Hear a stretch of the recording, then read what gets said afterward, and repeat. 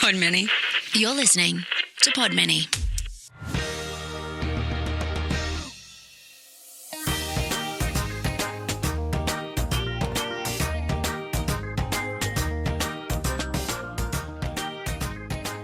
Hello again, and welcome back for another dose of the nonsense we call Not Your Mother's Goose, where we ask for a second opinion about whether eating apples randomly gifted to you by strange old ladies you've never met could pose a health hazard.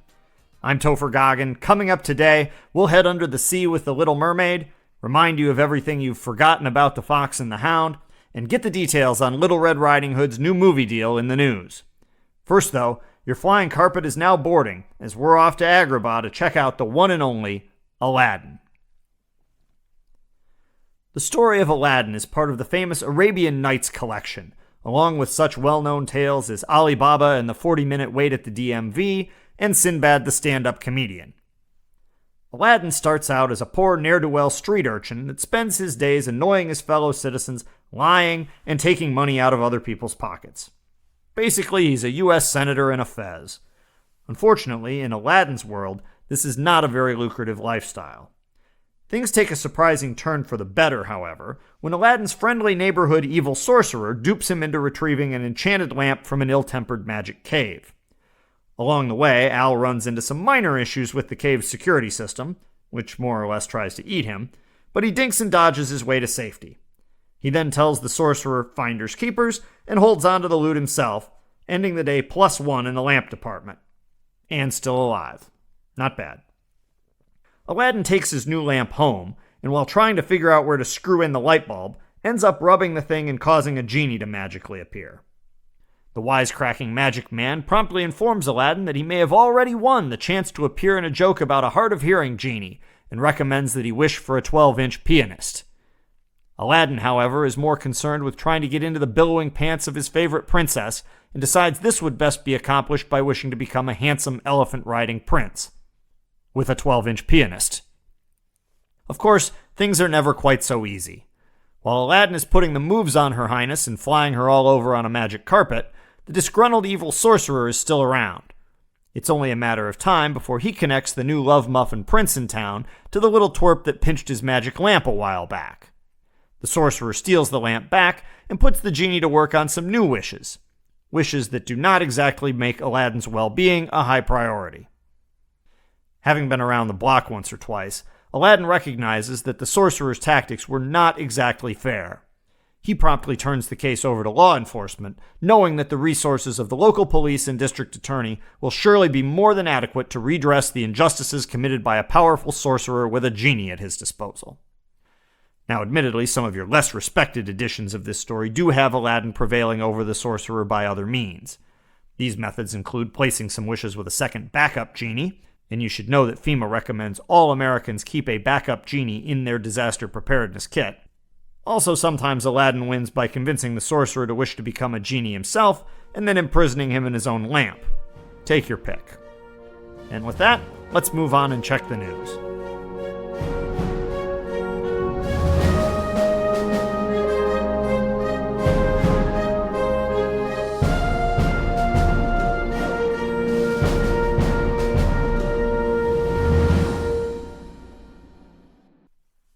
Good evening, and welcome to the Nottingham Nightly News, where everything is true unless we made it up.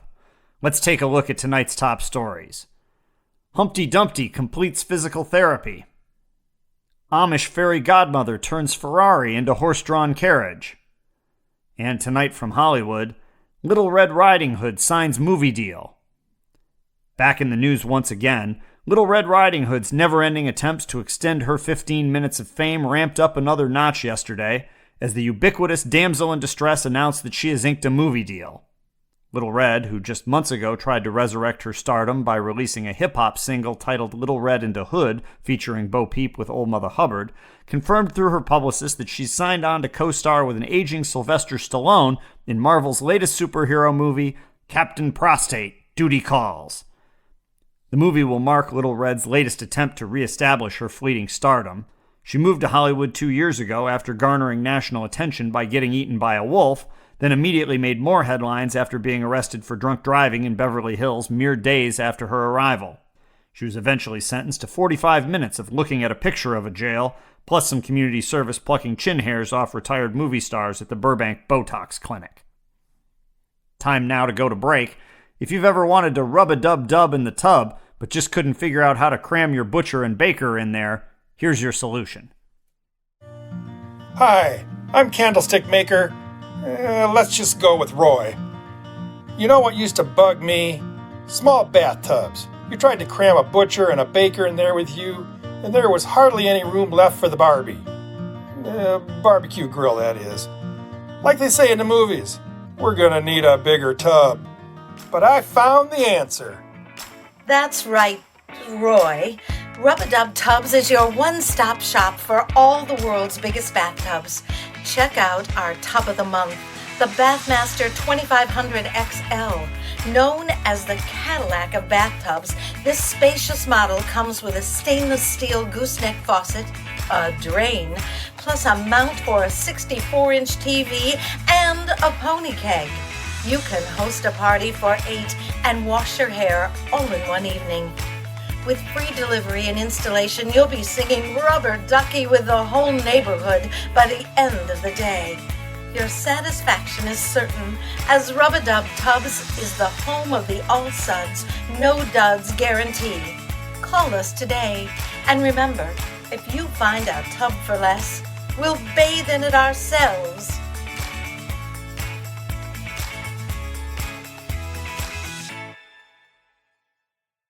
Thanks to my cousins Pat and Sally for lending their vocal talents there. They've both done tons of performing. Sally especially has starred in every theater production you can imagine, but I've got to believe that getting the chance to play a bathtub salesperson really fulfills a lifelong dream for her.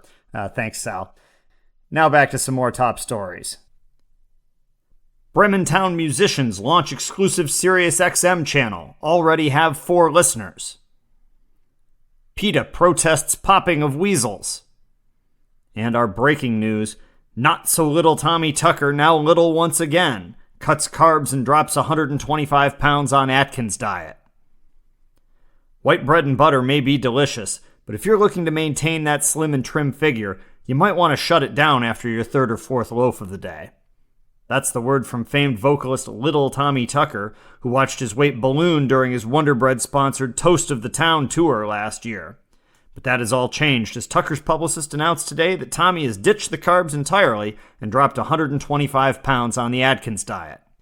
It's all protein now, she said, noting that Tucker is also doing Zumba, CrossFit, Insanity, Jazzercise, Sweatin' to the Oldies with Richard Simmons, and that PBS show with the lady in the tutu who sits in a folding chair. No word yet on how he plans to update his trademark song, though, as nothing much seems to rhyme with cauliflower. And here's an additional story we're following. Las Vegas resort hires Big Bad Wolf. Officials from MGM Resorts announced a series of cost-cutting measures at their Las Vegas properties yesterday, but none caught the world's attention quite like their plan for the destruction of the Maverick Casino and Hotel. The Maverick won't be obliterated by way of a traditional implosion when it makes way next year for the construction of an Antarctic-themed mega-resort, plus a CVS. Instead, officials announced that they've contracted with the Big Bad Wolf to huff and puff and just blow the whole place to the ground. This is going to save us millions, commented MGM Vice President Doug Rufus, who pointed out that the project should be easy as the Maverick is not made of bricks. We just offered him a couple of pulled pork sandwiches from the Luxor buffet, and he asked us where he should sign.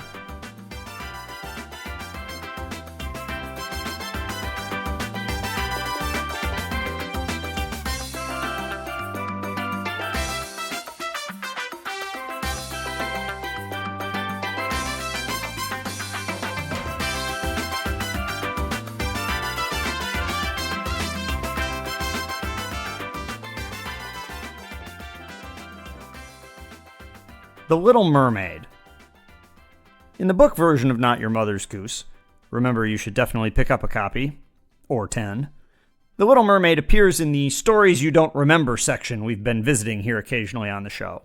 Now that probably seems a little odd, since this is a fairly mainstream, well-known plot at this point. Except in terms of the real version of that plot, it's not. You likely know the main points of The Little Mermaid, once again thanks to your friend Walter Disney. We've basically got a mermaid who wants to become a human because she's got the hots for Mr. Prince up on the land. Regrettably, though, she fails the human citizenship test when she's unable to name at least 3 members of the cast of Baywatch. And the lack of lower appendages might have been a problem, too. Instead, she goes on Craigslist and finds herself a betentacled sea witch who offers to turn her into a human for today's low price of her voice. The witch also adds the condition that the mermaid will need to get the prince to fall in love with her if she wants to complete the transformation into a human. Armed with a set of feet, but no vocal cords, the mermaid heads ashore to tackle the task of silently wooing his studliness. And somehow this almost works, at least until the prince gets tired of playing charades on every date. Eventually, though, the prince falls for another woman that actually talks occasionally, and who may or may not be the sea witch using the mermaid's stolen voice. Things are not going so hot for our mermaid. Now here's where you need to check your notes. If you prefer the Disney version, a singing crab, a fish, and a moron seagull come to the rescue just in time to prevent the prince from marrying the sea witch. The mermaid gets her voice back, marries the prince herself, and they live happily ever after. But it turns out that old Walt used about a full gallon of Mr. Clean to spruce up the real story. If you check out Hans Christian Andersen's original, the prince goes through with the original wedding, and the mermaid just dies and dissolves into sea foam. So that's a great story, Hans. Really uplifting. The only thing I can think of is maybe the mermaid got made into one of those cans of Dow scrubbing bubbles so her remains could be kept in a cupboard under the sink. And while we're on the subject of stories you don't remember, let's throw in the town mouse and the country mouse. This is the story where the highfalutin town mouse goes to visit his country cousin and declares everything out in the country to be dull as hell. He then invites the country mouse to come see him in the big city so he can show off. The country mouse arrives, and they promptly get chased by a big dog. The country mouse decides that the city sucks. This is the most boring fairy tale ever.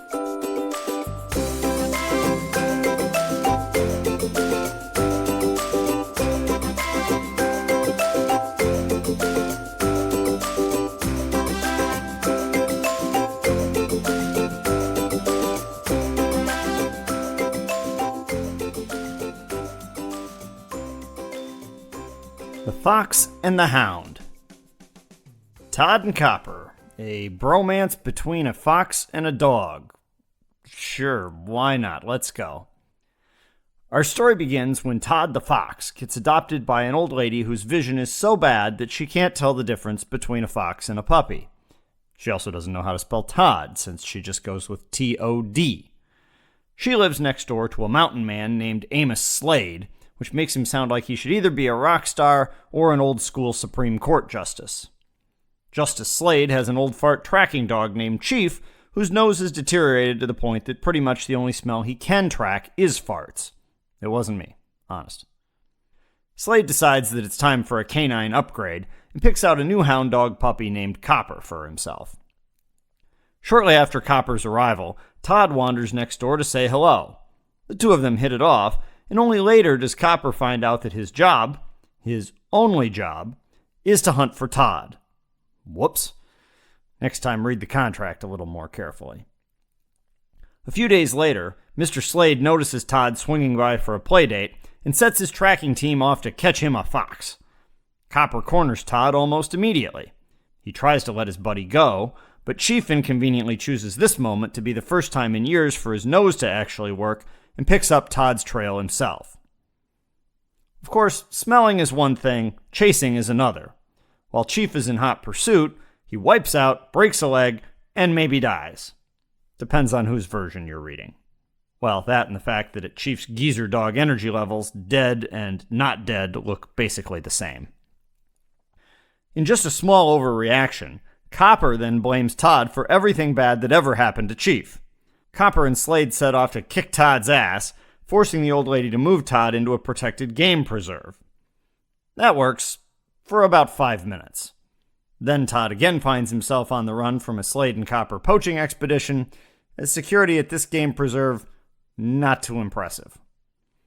Equally unimpressive, however, are Slade and Copper's stealth hunting skills. First, their sneak attack attracts the attention of a nearby bear. Then, as the grizzly starts mauling Copper, Slade the hunting wizard catches himself in one of his Todd traps. Copper seriously might want to hop on LinkedIn and take a look for a new employer. While Slade is trying to find the trap release button, Todd, the adolescent fox, emerges and saves the day by opening up a can of whoop-ass on a fully grown bear in one of your more plausible fight matchups.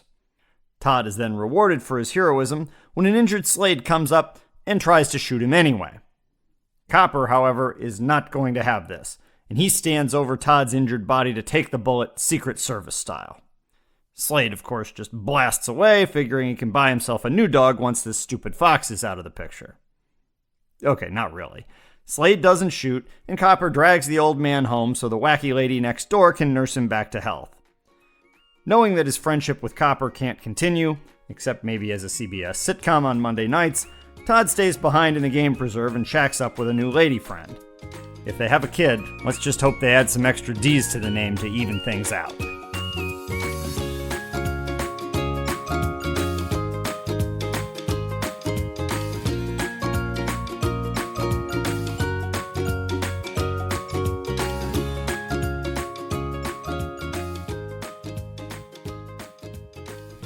Lady Godiva.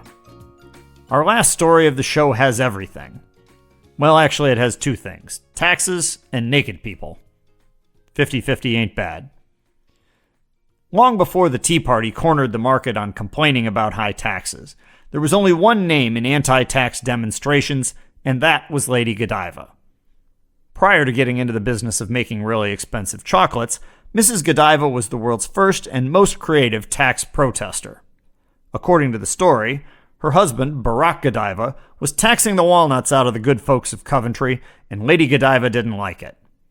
Thus, in an act sure to lower taxes, or at least raise public morale, Lady G took off riding a horse through town, buck naked. Mr. Godiva turned into Ronald Reagan by the next morning. Today, it seems this particular method of tax protest has kind of fallen out of favor. And that's disappointing, because I bet there's a lot of folks in nudist colonies who think the alternative minimum tax is a total pain in the rump. On the other hand, maybe that's for the best. I haven't called any pollsters to confirm, but I'm just not sure the world is ready for Mitch McConnell galloping through the streets of D.C. in the buff. Somebody remind him to watch out for the saddle horn.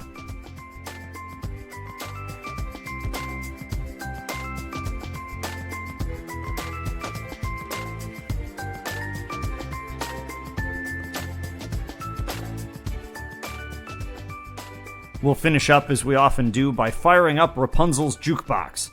Our buddy Tony D'Amico, who you heard a couple of shows ago on The Charming Wanderer, is back with another old-time classic. You know the original Sugar Shack by Jimmy Gilmer and the Fireballs, but now we'll visit the obvious fairy tale Sugar Shack, and that, of course, is a Hansel and Gretel version.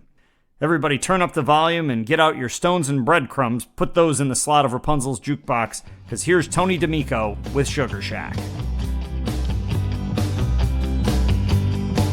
We found a creepy little shack around the back, all gingerbread and candy, a sugar shack. We got taken for a walk way out deep in the woods. Birds ate our breadcrumbs, it wasn't good. Now we're lost and we gotta get back from this sugar shack. Don't eat us in this sugar shack. See, there's this blind old lady, she's living there. A black pointy hat, she gives us quite a scare. We're gonna tell her that we're skinny, eat her eggs and hash, stuff her in the oven, haul off all her stash. We'll be filthy rich by the time we get back, from this sugar shack. Get Gretel from this sugar shack. Big money from this sugar shack.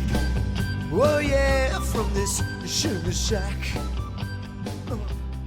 It's a different version of Sugar Shack, here to wrap up another episode of Not Your Mother's Goose.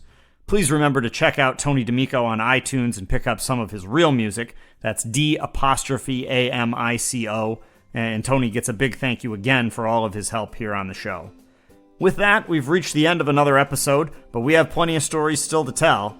Come back next time when we'll double down on snoozing princesses with both Snow White and Sleeping Beauty, remind you of the story of John Henry, and learn all about the Headless Horseman's upcoming Sesame Street appearance. That's it for today. Thanks again so much for listening. I'm Topher Goggin. I hope to have you back again soon. Remember, the goose is loose. I'll see you on down the path on another episode of Not Your Mother's Goose.